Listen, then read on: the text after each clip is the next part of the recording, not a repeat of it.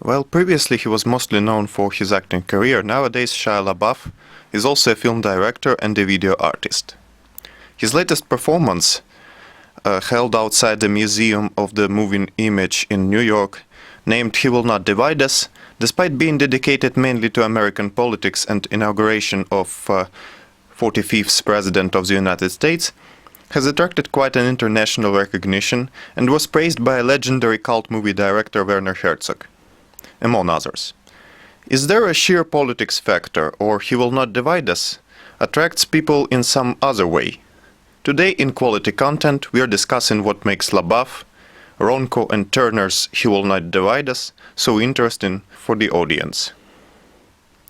While Shia LaBeouf is the most known to media, in his video performance art he is actually a part of a trio with two other artists, Nastya said Rönkkö and Luke Turner.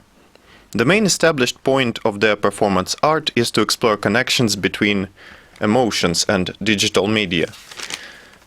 Therefore, LaBeouf, Rönkkö and Turner actually utilize digital media in their art using live streams and pre-recorded media, which makes it close to movies. He Will Not Divide Us is also utilizing live stream form. Scheduled to be on the air for 4 years, it uses a camera mounted near the Museum of the Moving Image, which is streaming mostly unstaged interactions between LaBeouf, the most experienced performer of the three artists, and random people, usually seen repeating the title of the performance or singing it, 24 hours a day, 7 days a week. Basically, the main principle could be characterized as leaving the camera running, a pretty common practice used both in movies and in video art frequently. I myself used this practice quite a few times, including a short film, The Born Defecation, which you were witnessing in real time since the title sequence, and also to film improvised skits for my sketch show The Bucket. I'm not telling this to increase the views on my aforementioned works, although I would be delighted by such a side effect, but to draw a point that artists might be using the practice for the same effect of spontaneity, which I was aiming for. And the reason why a fixed point of view on one location may draw audience to the screens could be attributed to the spontaneity as well. Anything can happen on He Will Not Divide Us, and it happens indeed. People are arguing, fighting, reenacting scenes from certain movies. They're basically living in front of screen. And that spontaneity of unplanned is something that people raised in the 90s on assorted television, including myself, might have a need to witness on our screens to keep being inspired.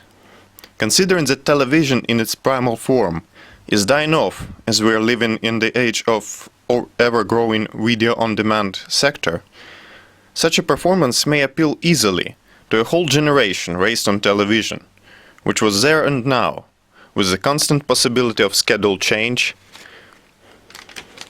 technical difficulties and glitches, all of which has their own charm. Thank you for your attention. There will be a small bonus sequence after the end credits, which might be interesting for my subscribers and newcomers alike.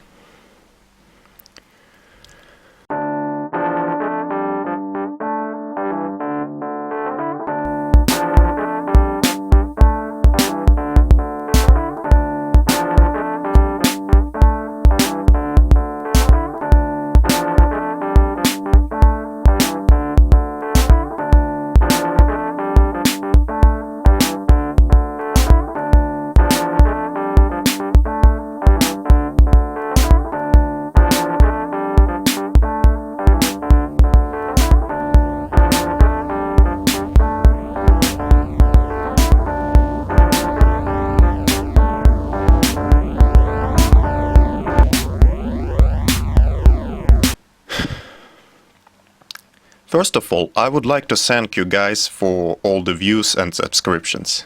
I was quite startled by the fact that first episode attracted a lot of views, and I'm eager to bring you as much interesting content as possible.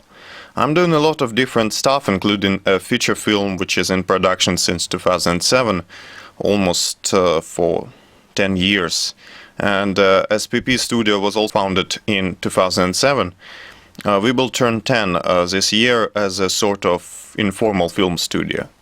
What I'm trying to say is that it might consume a lot of time, but I really hope to keep up with new episodes of quality content, as well as some more web series and projects of mine, and I really hope to make them as delightful for you as they are for me to make.